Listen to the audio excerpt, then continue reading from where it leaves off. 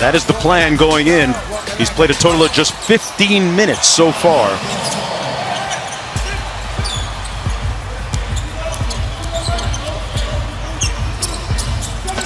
Check that, 19 minutes. Here's Alonzo Ball.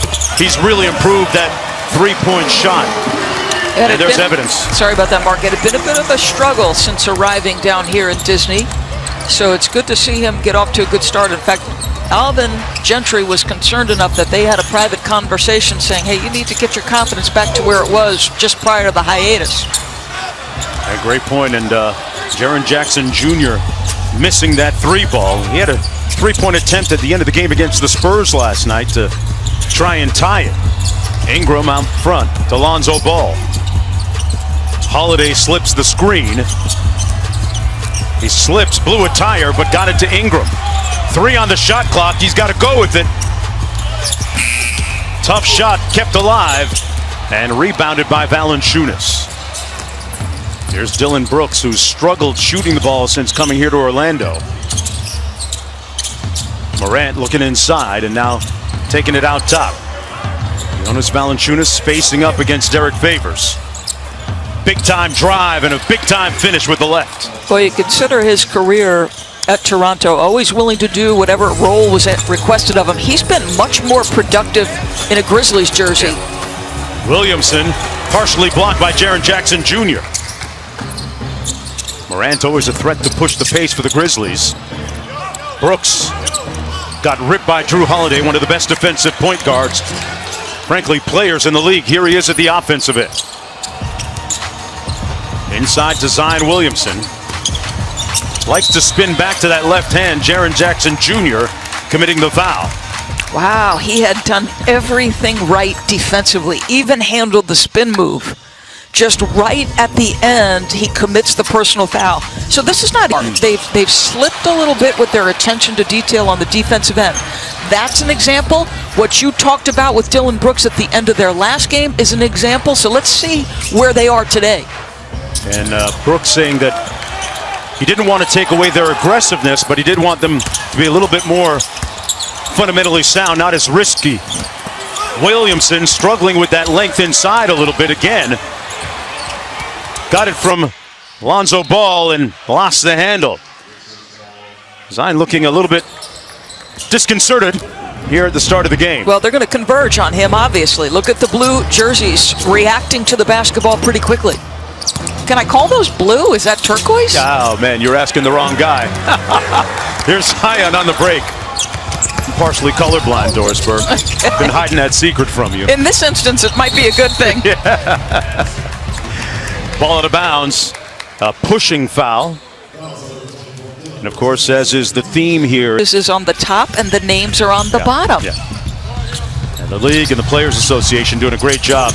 Williamson took it right into the chest of Valanciunas and got the stick back. It's not, listen, you have to guard both jumps. You have to guard the initial move. He's so fast off his feet, he's going to be the first to the basketball.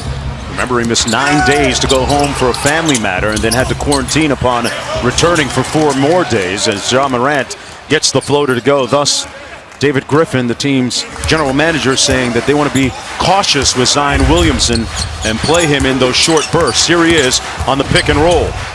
Into heavy traffic, 3 bodies around him every time, Dorisberg.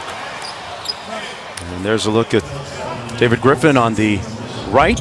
Brandon Ingram really fulfilling the potential that many people saw in him when he was first drafted by the Los Angeles Lakers. Made a major step this year, especially in his three-point shooting. And I love this young man, Mark. Brandon, or he's in the gym. Low key. And he was one of the first ones out here this afternoon getting shots up with Fred Vincent, assistant coach. He and Lonzo Ball. A little bit of sauce from Brandon Ingram and couldn't cash in. Anthony Melton in the ball game for the Grizzlies came in for Dillon Brooks, who sits down with 2 quick fouls and a foul going to go against Jrue Holiday. Black-owned businesses and initiatives to help out their various communities in Los Angeles and Indianapolis, where Lauren is from. So great gesture by them, living it. And inside, Brandon Clark, the rookie out of Gonzaga. Boy, what a pick they have found in Brandon Clark. You talk about versatility on the defensive end, well-rounded on the offensive end. Nice pass. Zion Williamson got the dime from Holiday and scores it. Williamson already has taken 7 shots, Doris. 2 for 7 from the field. Melton missing the shot. I guess he figures if I'm going in 5-minute bursts, I'm going to get my jacks up. Holiday from the corner. Got it. And Drew Holiday makes it a 12-6 game for the Pelicans, trying to stay alive and get their first win here in Orlando. Conservative with him here. I think I feel badly for Alvin Gentry because you're trying to coach your basketball team, manage his minutes. He's one of your best players along with Brandon Ingram, so that's really hard. The fans I feel bad for too. But I think if you're David Griffin, you feel a responsibility for what he believes to be a generational talent and protecting him. And you can look a little bit at what happened to Jonathan Isaac, right, in Orlando. Has a knee injury in January, re-injures it here in the bubble. These are unique circumstances, hard circumstances. What's your take on it, Mark?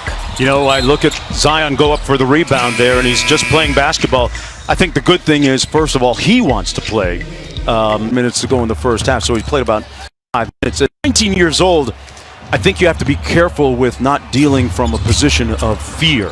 Aaron Nelson, the head of performance and head athletic trainer, is arguably one of the best in the business, and he takes care of Zion Williamson and the interests of the Pelicans. Nelson has a great reputation going back to his days with the Phoenix Suns, keeping guys' careers prolonged. Grant Hill, Shaquille O'Neal, Steve Nash, and a bunch of other guys, so you have to trust him.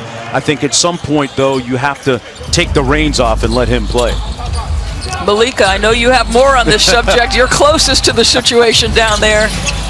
What Alvin Gentry is saying is, you know what, as much as I want my best guys out on the floor, which obviously includes Zion, his phrase is, I just have to be smart here. We need to listen to the medical staff. But Zion said yesterday that while he's still having fun, while he's playing in these short stints, it's not the full extent of the fun he has when he gets to play unchecked minutes of basketball, because he said he's a competitor. He wants to stay on the court, and he said, man, I just want to stay in. I'm still having fun, but not too much.